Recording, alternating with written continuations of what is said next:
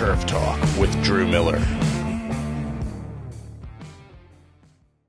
Welcome to Tiger Turf Talk. We're excited to be partnering with the Toro company to kick off an all-new summer series focused on their upcoming Grounds Leadership Academy happening in June. Over the next 10 weeks, we will be releasing podcasts following Drew's road trip to Minneapolis and back, where he will be meeting with grounds professionals across the country. Please join us as we talk about their careers, the properties they manage, and their favorite Toro equipment. This episode of Tiger Turf Talk is brought to you by the Toro Company. For over 100 years, the Toro Company has been a leader in innovative solutions for turf maintenance. Through a strong network of professional distributors, Toro proudly offers a wide range of commercial-grade equipment. Visit Toro.com to explore their full lineup of products.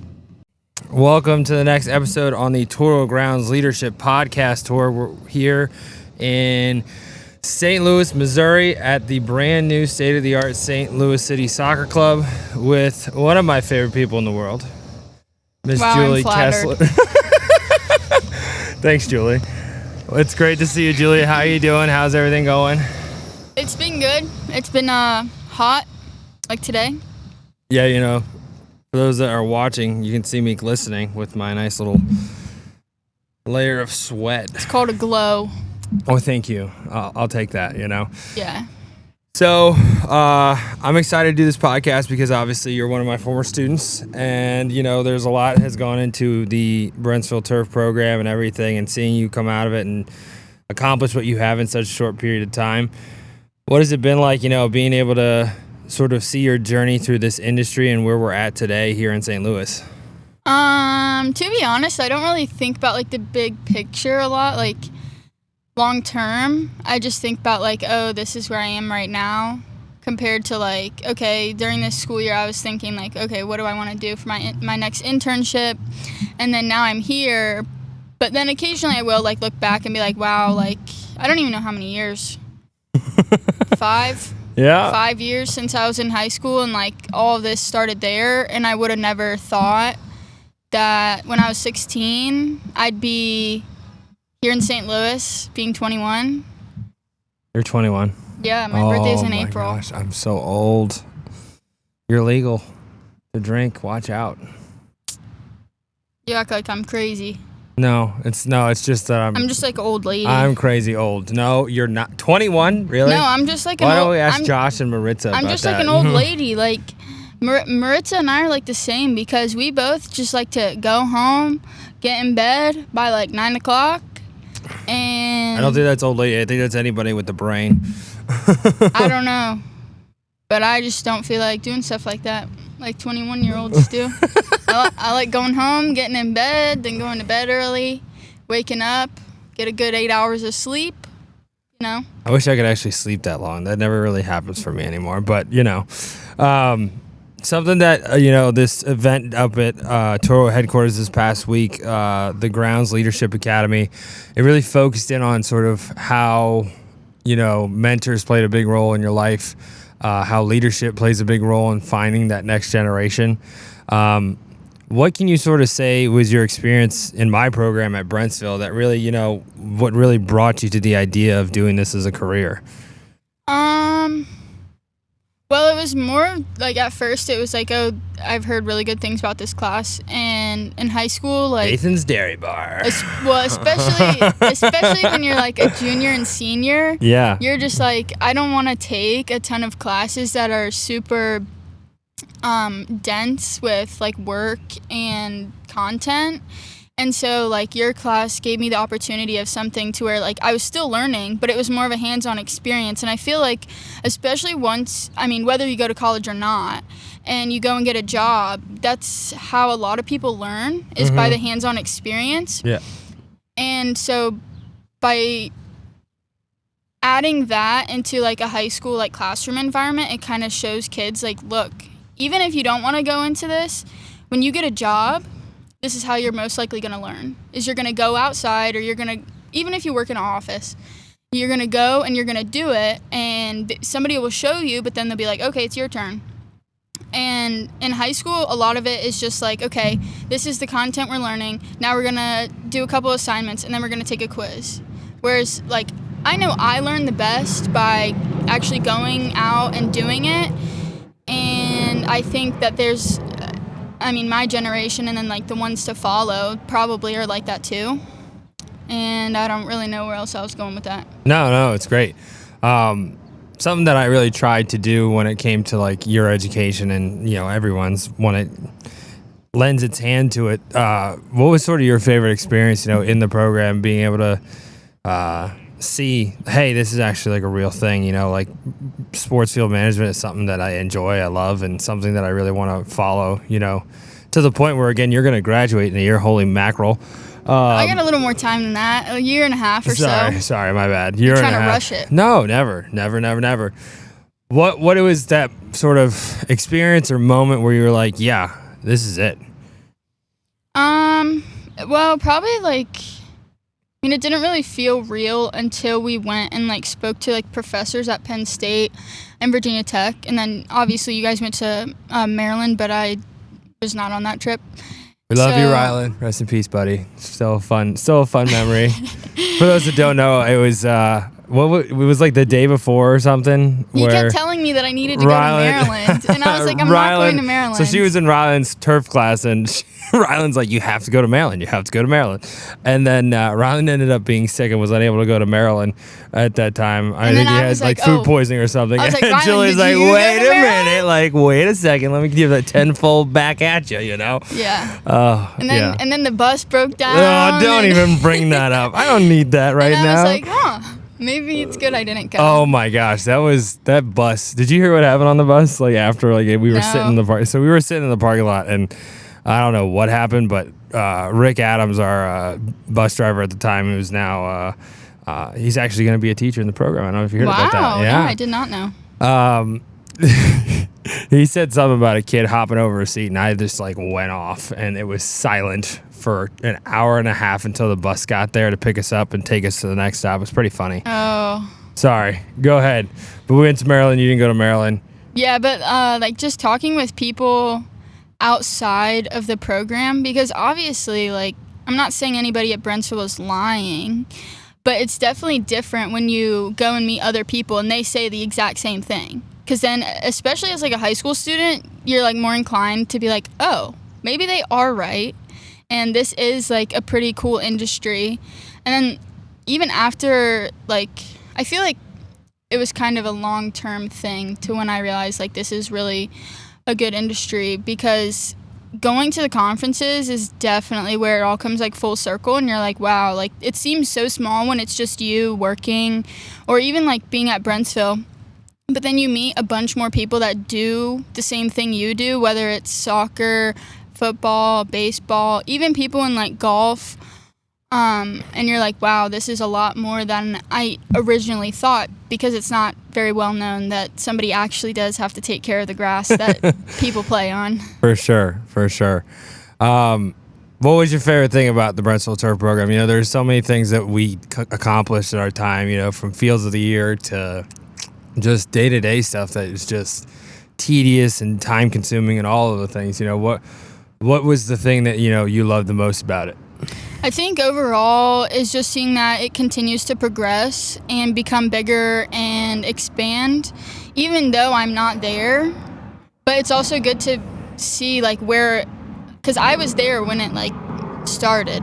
Yeah. And I'm not, too, right? I'm not there now to see how it is as a student, but I still hear about it and see things posted on social media, and meeting when I went to North Carolina with you guys. Yeah, that was awesome. And meeting those kids, I only knew one of them, Liz, but shout out Liz. The other ones, I was like, oh, it's good that there's still kids who do want to get into this, even if it's not for their lifetime career. They're still branching out and trying different things, which I think is really good, because how are people expecting even high school 18-year-olds or 20-year-olds to know what they want to do for the rest of their life, right, when they're done with school? Yeah, I think that's the hardest thing, as a educator, is we want you to do what you think is best, and we don't want it to be difficult. We don't want you to struggle to find it. But even the kids that I know that would be phenomenal at this, that don't go into it, I'm like,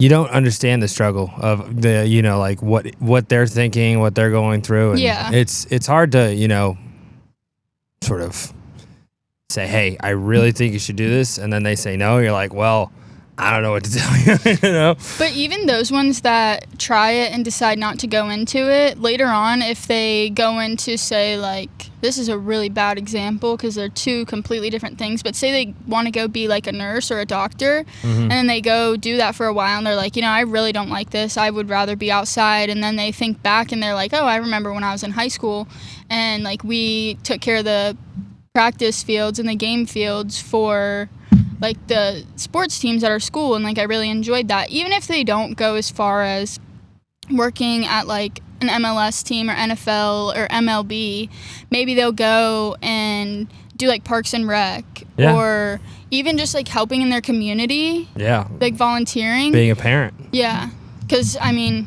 not everybody wants kids, but I don't know because I don't have kids.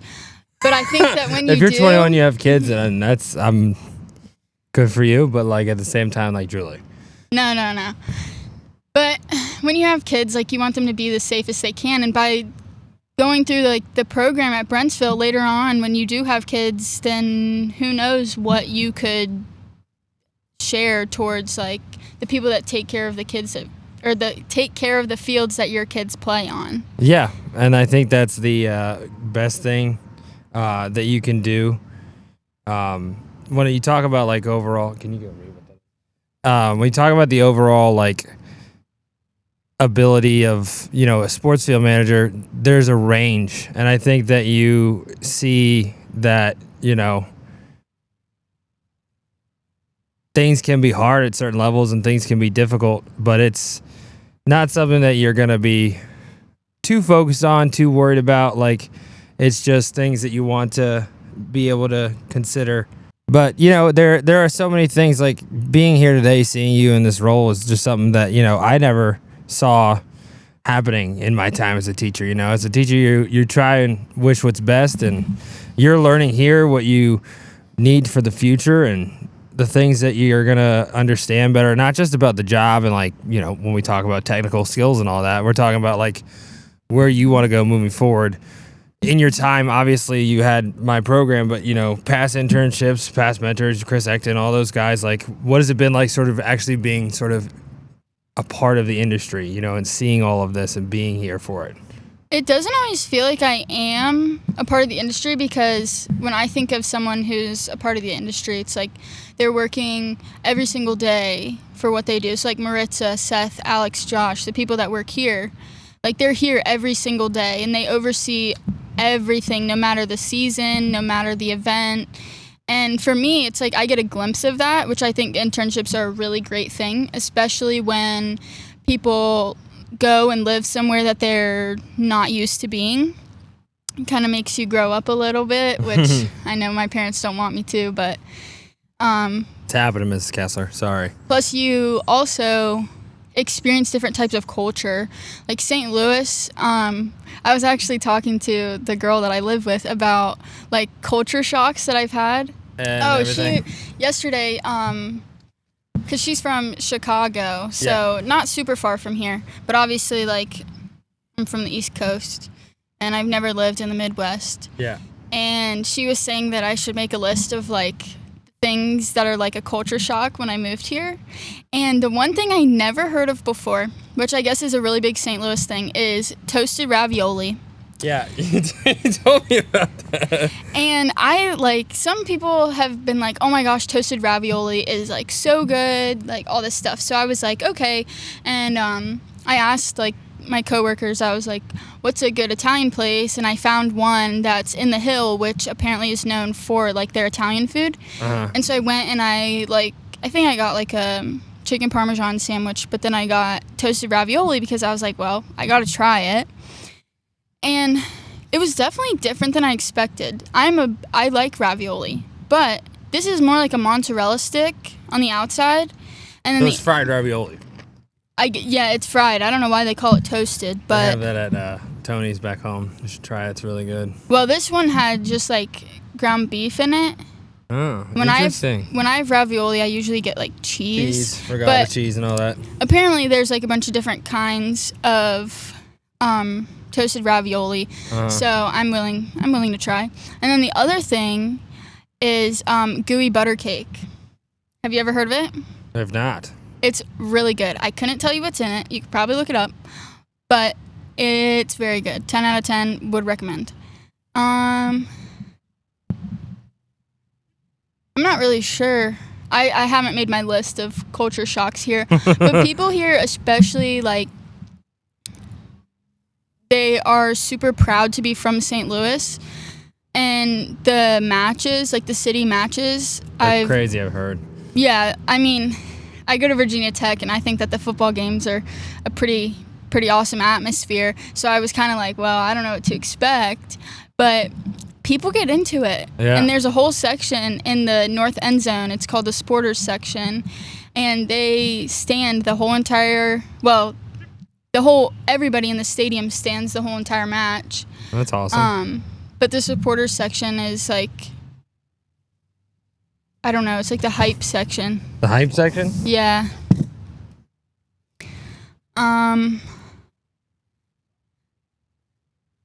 Let's see. What else can I think about St. Louis? There's definitely... so I didn't know a lot of the stuff that I've learned about St. Louis, and especially the stadium. They have I don't know if I would call it... I think it's like sort of like a monument outside of the stadium where years ago, before the highway was there that the stadium was built on, there was a neighborhood that I guess was there for a really long time, and they, like, when they cleared the neighborhood and like knocked all the houses down, a lot of people that lived there were displaced. And so they actually made like a memorial for that neighborhood, and there's certain plots around the stadium that have like the address of the house that used to sit on it, and just stuff like that. I've noticed here, like, the soccer team really wants to welcome everyone and make everybody feel like a family that's in St. Louis and even like surrounding areas, since St. Louis is so close to Illinois. I don't know what. No, it's cool. It's cool that you know all this stuff, in such a short period of time, and being able to, see it firsthand is something that's really cool. Yeah, we have I think 20 interns, and this is like the first year that they are having interns, which I just think is incredible, because I know, like, when I was at the Steelers, I'm not sure how many interns they had besides like the grounds crew. But here, so like my first day, I started a little bit earlier. I started with like 6 other interns, and we all met at the temporary corporate building, and like got to meet the other interns, got to meet like some of the people in HR, and everybody's very welcoming and very kind, which makes me feel good because this is a little far from home.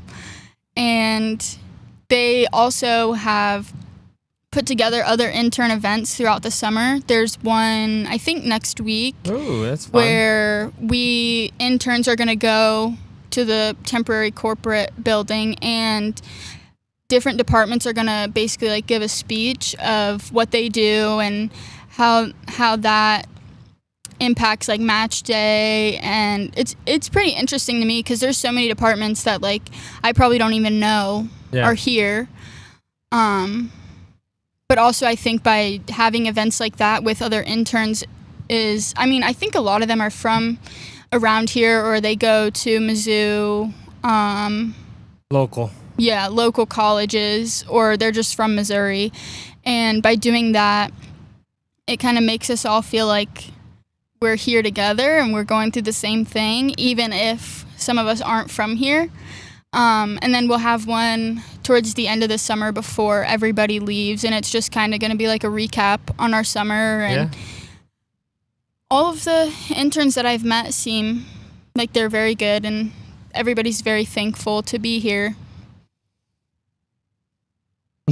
I don't really know how to say that. I don't know how to end that one, Yeah. No, but that's awesome. They're setting a culture where, we want to show that our interns are important and your experiences are reflective of who we are as an organization. So it's incredible to have that when it comes to, somebody like, a professional soccer team, Yeah. Obviously, there are many things that go into an internship, and you obviously know that firsthand. What are some of the things that you look forward to when you're going to a new place? When you went to Pittsburgh, when you came here, when you worked at the golf course, like what are some of the things that you look forward to and the things that you're trying to learn when you're on these internships? I'm gonna be honest, whenever I start a new job somewhere or go to a new internship, I don't really set expectations because everybody operates differently, and I really want to learn how different places function. I don't want to go in and be like, oh, okay, well they're gonna do this the exact same way as everywhere else I've been. Like the golf course, I honestly was just like, oh, this is a good job to have while I'm at school so that I can get a little bit into the golf world, but not completely into it. And then I've learned a lot more about it than I thought I would. And then with coming here, I mean, I did NFL for an internship for this summer, but like a boss. Yeah. Well, the only difference with NFL is the summer is off season, and with MLS they're in season right now, so their off season is during the winter. So I'm getting to work matches, and I see what goes into their day-to-day to prepare for practice or prepare for a match, but also these are brand new fields. So the main thing that they've been talking about right now is they don't have an organic layer built up, especially on the practice fields. So it's harder for them to hold moisture, unlike the stadium, which has game on grass. So the stadium tends to stay pretty wet. But every morning I come out here and they have me check moisture on all 3 fields. And I've checked moisture at the golf course, because they have cool season greens. Then that was pretty much what I did there too, check greens every day. But it all transfers over. So even something that I learned here, I'm sure I can take it over with me to the golf course, even though it's a golf course and it's not soccer. But all of it is universal. And one day when I'm a sports turf manager, I can use all these and be like, okay, I really liked how they did this or they did that, and that will help me decide what I want to do. And that's what's really cool, and that's why I loved about you going here this summer, because you had the NFL experience, and I know that's something that you've been interested in since high school. But also, a lot of these NFL teams are adopting an MLS team or adopting something, in the realm of this, and this will lend its hand to that if that's something you want to pursue in the future. And it's cool to see you, take on sort of strategically your internships. When you talk about Pittsburgh, you're working with the cool season grass with Kentucky bluegrass. You're coming here with Bermuda grass. Obviously, Tech, you have Bermuda everywhere. You've had the golf course with cool season, putting greens, which, you already know that's extremely hard in those kind of conditions. I couldn't imagine doing it here. No. Absolutely. Because this is me and Maritza were talking about it. This is the real transition zone. Virginia is the transition zone. Hey, we're real. But we're for real. No, I know, but the Cardinals, I want to say 2 weeks ago, they just resodded with Bermuda. Yeah, and it's pretty awesome. They've had Kentucky bluegrass this whole time, and I was I don't know why that seemed so shocking to me, but I was I didn't even think about that. They've had Kentucky they just switched sod completely. They don't here they overseed with ryegrass, which is what we do at Virginia Tech. But I don't know why I just was oh, they probably just do the same thing, but they don't, and I thought that was actually pretty interesting. It's cool. I remember Tony Leonard with the Eagles. He did a mid-season switch to Bermuda grass. For now, he's all Bermuda grass, but bluegrass in the winter, Bermuda grass in the summer. It's awesome to see sort of the different techniques and the different ideas that are going into everything. What has it been like for you? Obviously, I'm not the best sports field manager or anything like that, but being in a progression where, again, you learned enough in my program to where the college program was much easier, much more familiar, to going into these internships, understanding everything before you get on the job, sort of in a way, and then learning sort of the higher level way there. It's like, spray rigs and stuff like that. How has it been sort of being in a high school program and how it's progressed to the point where now you're on a professional stage? I mean, everything that I use today is things that I learned in high school, and I've definitely gone more in depth with learning about those things, but none of it, there is occasionally some new things or new ways of doing something that I haven't learned before, but for the most part, everything is pretty much the same. Just different caliber. Shout out to the Brentsville Turf program. Yeah. Well, it's just a different caliber because, obviously, money. You have a bigger budget for an MLS team. Stupid money. But the players are also more aggressive. Yeah. Definitely they're more aggressive. They're more work on the field. Grown men. Grown-ass men. Yeah. And so... The football players are 500-pound grown-ass men. Yeah, football too. But it's much different than high school. No, for sure.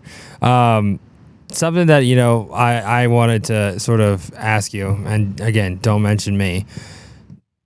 Some of the mentors you've had in this industry have come from different areas, and there are different people that are located across the country now that have become sort of, again, friends in the sense of they've been your mentors and taught you the way to get to this point.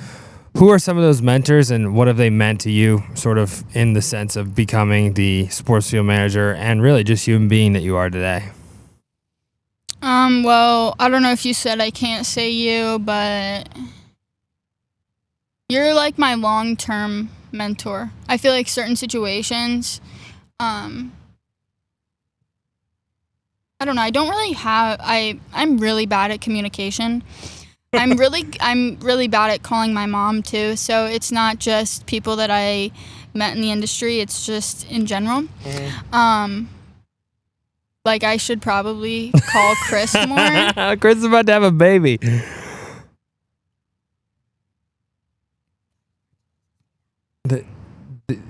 How are we not supposed to say that? I thought nobody was supposed to know. When the baby comes out and everybody knows there's a baby? Oh, well, they're going to know then, but I guess you better wait till it's born. Well, this won't go out for a while. Okay. Sorry, Chris. We love you. Yeah, I probably should call people more often. Talk to Billy at all? Nope. Haven't talked to anybody. Well, Maritza's here. Let's talk about Maritza. Well, Maritza and I talked, mostly just trying to figure out, what all I needed to get taken care of before I came here, place to live.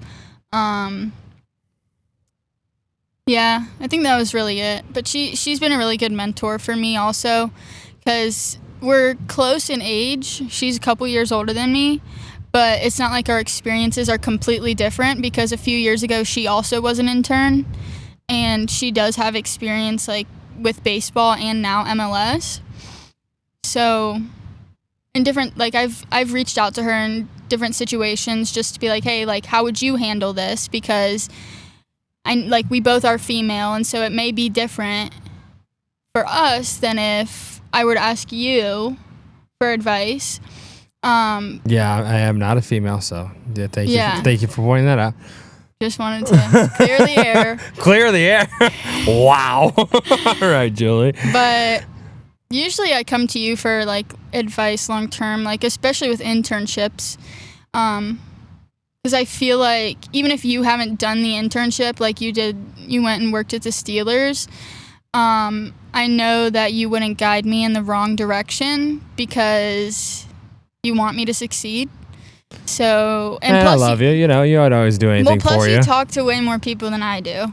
So, you talk about all these people. So I'm a cheat code, is that what you're saying? No, I'm just saying, you talk to all these people, and I'm just I don't even know who that is. Yeah. And you're oh, well, they do this and this and this, and, I can't remember it all the time, but it's definitely good to have someone who can be oh, well, this might be a good area for you, or more guidance, I guess.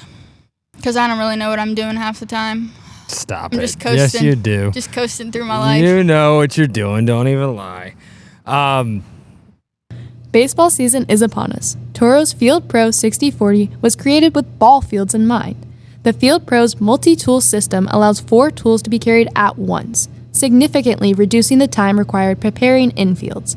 Scarifying, grading, and dragging can now be completed in a single pass, saving you time and effort. Visit Toro's website today to learn more about the Field Pros 60/40. When it comes to, your education, what has it been like at Virginia Tech? What are some things that would be a good thing to know about Virginia Tech's turfgrass management program going into, again, what we have here as an internship in St. Louis in the middle of the hot summer, So, For those that don't know, it's like 97 out and we're sitting out here. It's fun. yeah. It's going to be like this all week, though, so I guess I better get used to it. Woo-woo. But I wasn't in the 4-year turf program, so I don't feel like I have a good grasp on that. But the ag tech program, I think while I was in it, I didn't appreciate it as much as I do now, because I'm not gonna lie. I think that me having to take like a history class for an agribusiness degree is just stupid.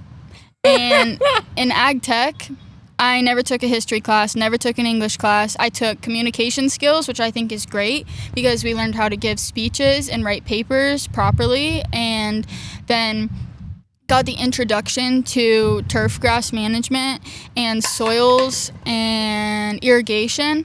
And then in my second year of ag tech, I took a horticulture production class, which was actually really interesting.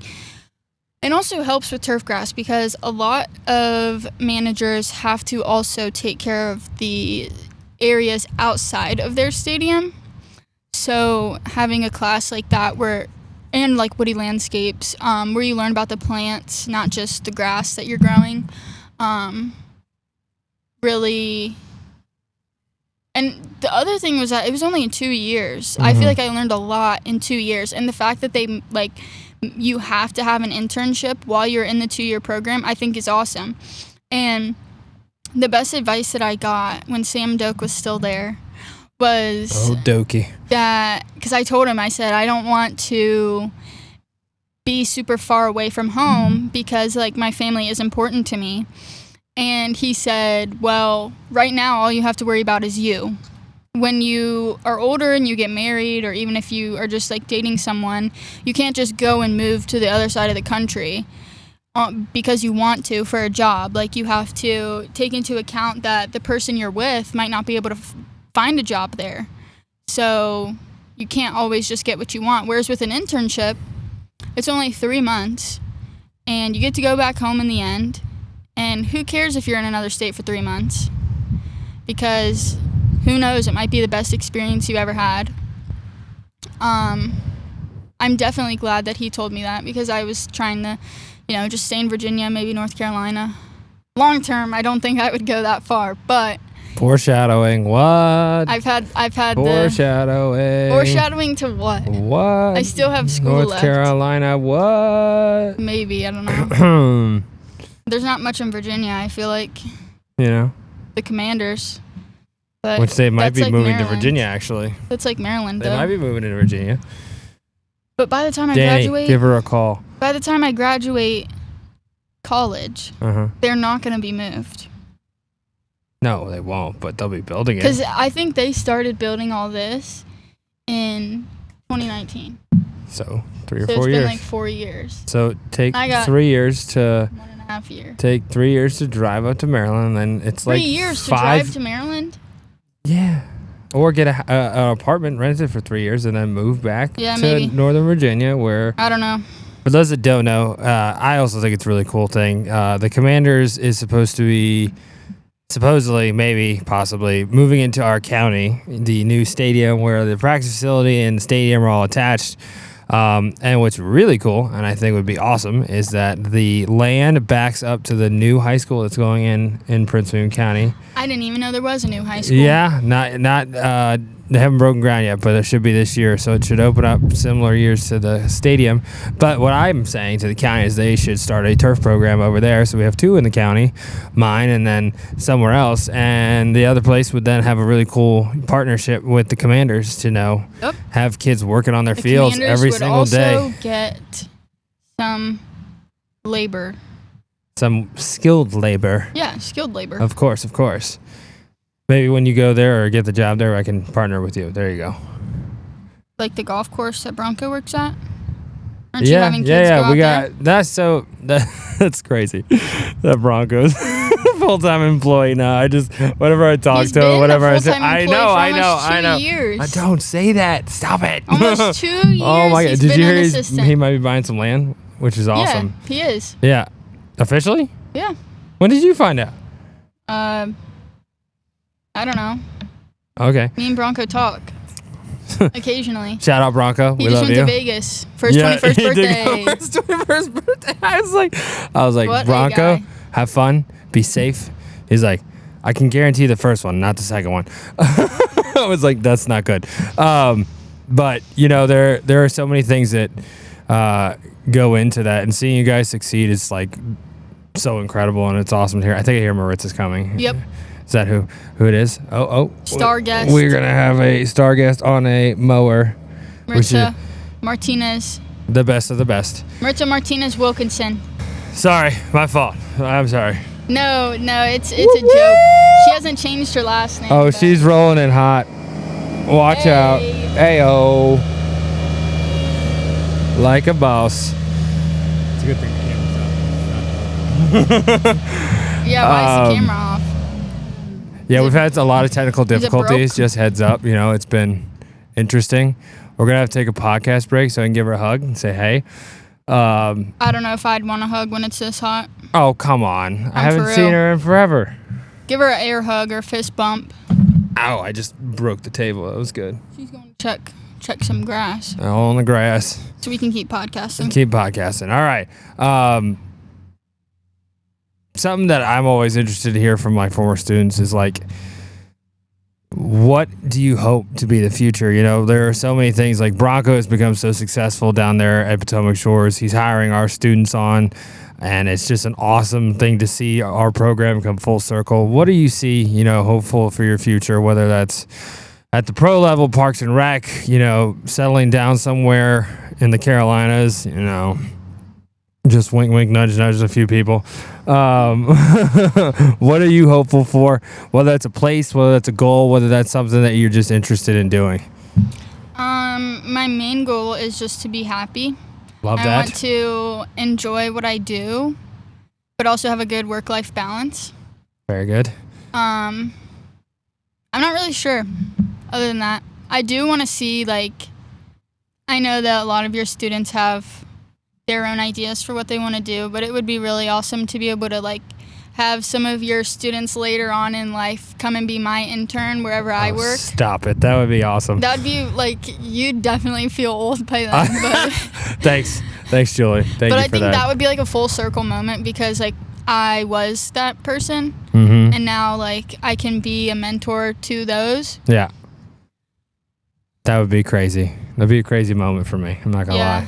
It already has happened with Bronco a little bit, but, I don't see Bronco as the one that's in charge. He might be one day. Oh, he Never will be. know. I know he will be. But Never he's got a know. great setup there. He does a great job. Yeah, he really likes I his still got to job. go out there. I feel bad.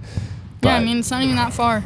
yeah, I came. You come to I St. came. Louis before you go to Potomac Shores. Don't tell him to listen to this. I'm going to text him. when Don't we're you done. dare. I Don't will. you dare. So one of the big things that's happened in the last year and a half is the women's and turf team, attending the Softball League World Series. And that's how all this really happened, meeting Maritza there and making a connection from the start, to the point where we're at today here in St. Louis. What has it meant to be a part of that and see sort of, your age group sort of being the first, young group as a part of this movement in the industry? Well, I didn't really know, any women in turf before that. So it definitely opened my eyes to, there's still not that many, but to me it seems like there is. But, I have friends now who are my age. They may not live where I live, but they go through the same experiences that I go through, Haley, Megan, and Bryn. They all have their summer internships, and it seems like they're all loving it, which it's really good to hear because when I was in Pittsburgh, I didn't really know anybody, so it was just me. And I don't know, it's good to have people my age who are still in school, kind of going through the same thing. Yeah. Well, it's also cool to see, I'm not taking credit, even though I'm taking credit, getting your internship at Carolina Green. It's just cool to see how such a tight-knit group can be such great advocates for each other. Me being there, Haley being able to go to Carolina Green, you being there, being able to come here with Maritza. It's just cool to see how we always emphasize networking and how important it is to know people in this industry in order to get where you want to go. What was it like to see it firsthand, come to fruition when you came here? Well, before the Little League Softball World Series, I'd never worked with another woman before. So definitely coming here and coming to work every day and Maritza being here, it's really fun. Because I think sometimes, I don't know, this might not go over well, but guys might take things a little too seriously sometimes. We do. I'll take it. And with Maritza's a really goofy person. She has a really good personality, and it just makes it enjoyable to be around her, come here every day. And she's taught me a lot about the different testing that they use here, the field marshal and the pogo, and then they have SGL pods that they put out on the practice fields and the stadium field that just take data basically as long as they're out. And a lot of the things here are so high tech compared to Virginia Tech or Brentsville. Oh, Julie, take a shot at me again. Hey, you said it earlier, not me. I did. But yeah. No, so what has it been like seeing the technology? I was up in Kansas City and I was talking with Travis, and Travis has all of these similar things going on, but he uses so many different data points to make decisions. What has it been like to sort of see those data points and how it's impacted the practices that you guys have here? I think it's really cool because I know at the golf course I would take moisture on the greens every day, but the pogo that they have here, you can physically see a picture of what the field looks like based on the moisture readings that you took. And you can also compare it to the day before or whenever you want to. Yeah. That you took a pogo from another day. And by making it visual, to me, that makes it a lot easier to be okay, well, this sideline is really dry, or the middle of the field is really wet, so we don't need to run water in the middle. Let's just focus on the outsides. And then the field marshal takes a bunch of different readings, force, energy, impact. Now sometimes I'm well, what do these numbers mean? But wait a second, what? But it also is good to see you can compare the numbers from yesterday to, or say we got a ton of rain one day, we can compare it to today where it's really hot and dry, and you can just see the change in the data throughout those different events. But we also do ball roll and ball bounce on the stadium field before matches, and that's kind of interesting too. It's not a test that I've had experience doing before. Yeah. What has it been like? It's the first year, I believe, of the MLS, requirements. What has it been like sort of recording that data on a game basis and seeing how it fluctuates throughout the season? And do you see any major differences throughout the season or no? So usually I either help with ball roll or I carry the field marshal, and then Maritza or Seth will write down the numbers from all these tests. So honestly, I don't really have an idea of if it's changed. Yeah. So one of the things that you told me last night when we were on the phone that was really, really cool is that you've actually ran a match here at St. Louis City Soccer Club. Yeah, so when I met up with Josh at the SFMA conference, we talked about what he wanted me to do for the internship, and one of those things was his plan was to have me as an intern and future interns run a City 2 match by themselves. And I don't know if there's a timeline for this, if it was supposed to be by the end of the summer or just whenever. But the other day, I guess they decided that I was good to go. It definitely made me a little nervous. Yeah. Just because like they have a timesheet that everybody follows. So what time players get there, what time officials get there, what time practice or warm-ups start, and then everything is like super strict, like down by the minute. And they do 2 waters before the match, 1 before practice, and then 1 right before the match, and a divot walk, and then a water and divot walk at halftime. So they definitely set me up for success. They gave me a whole checklist. We actually use an online job board called Trello, so everybody else can see what is on the list, and they made a list of like the things that I needed to do. So I was able to go in there and check them off as I did them, which I love checklists. I love crossing things off my list. So that was really satisfying for me. That's awesome. But Maritza was, checking in every now and then just to make sure like everything was going okay. And I was like, once halftime's over and they're playing the second half of the game, I'm good. Because from there, once the ship has sailed. Yeah, because from there, pretty much all I'd have to do was like put away corner flags, fold up goals, and put out the pods. But yeah, they've started showing me more how to use the irrigation clock. And for the stadium, there's just a program set called pre-match, and it just runs for 6 minutes. So that's pretty self-explanatory. But have to double, triple check that the clock's off before the match starts, because, oh boy. You don't want to be that person that, the water comes running. I'm not sure that the players would hate it, though, because sometimes when we run the water during practice or, like, when it's halftime and there's some of them just, like, messing around down there, they purposefully go through it. Yeah. Uh-huh. So I wouldn't mind running through some right now. I'm not gonna lie. Oh, but there was a match, the city match, main team. We were doing a divot walk, and a dog runs past us, and we were like, huh.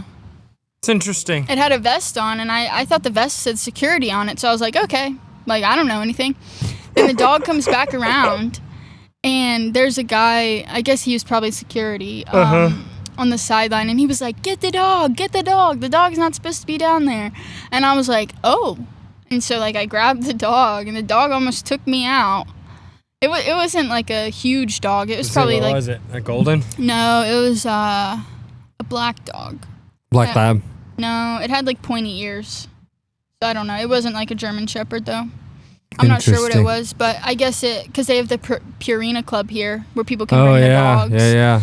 And big dog lovers here in St. Louis. Yes, I guess the dog got loose somehow and ended up on the field. I mean, that was like probably one of the highlights of that day, but I guess the dog wasn't supposed to be there, and its vest did not say security. It said its name or something. That's funny. Dog, who let the dogs out on the loose? Now, I always ask this question to everyone because I think it's critical for my kids that are listening and those that are interested in joining this industry.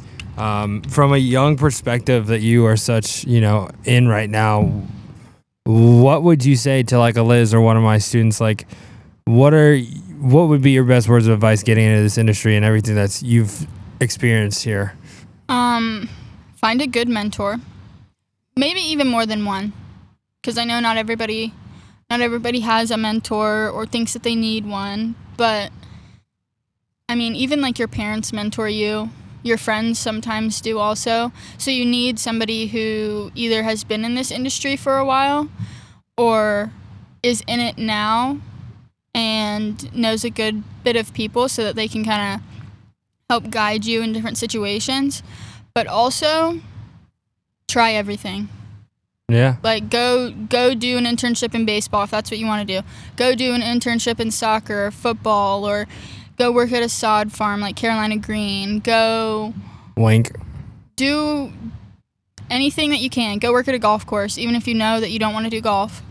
Because even if you learn at the end of that summer, okay, this is not what I want to do, at least you tried it, and there's no way that there's nothing you learned there or you can't take anything away. I think that's like the best thing that I've done for myself is just like trying different places. because a lot of things are universal. Like we aerate tees and approaches at the golf course with like the same type of aerator that they use in the NFL and in MLS and even like at Virginia Tech.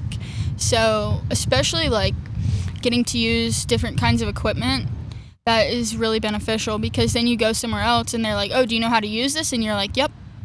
So even if like they could probably show you something new about it, you may not have known, but having all those different experiences, I think, shapes you.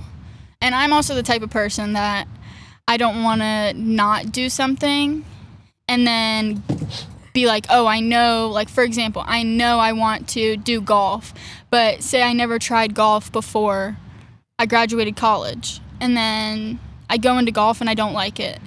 I would rather know before it's like a permanent decision. Yeah.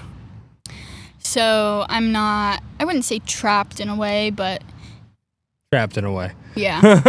You're not trapped, because I'm sure it wouldn't be that You could bad, do something but else, yeah. Now, this is a Toro podcast tour. You know, we're big Toro people, you and me, right? Yep. What has it been like, you know, being able to sort of have your first experience, you know, in the industry on Toro equipment at Brentsville to now where we're sitting next to an HDX right there and an aerator behind us that are Toro? What has the impact Toro has had on your career? I mean, it makes me feel comfortable that I'm going to know, like, how to operate some type of equipment. Like at the Steelers, they had a 648 Pro Core. That's what it's called, right? Yeah, you got it. And I didn't use it there, but they had the same exact thing at the golf course. And so it works the exact same. 2 different jobs, 2 different sports, golf and football, but it's the same equipment.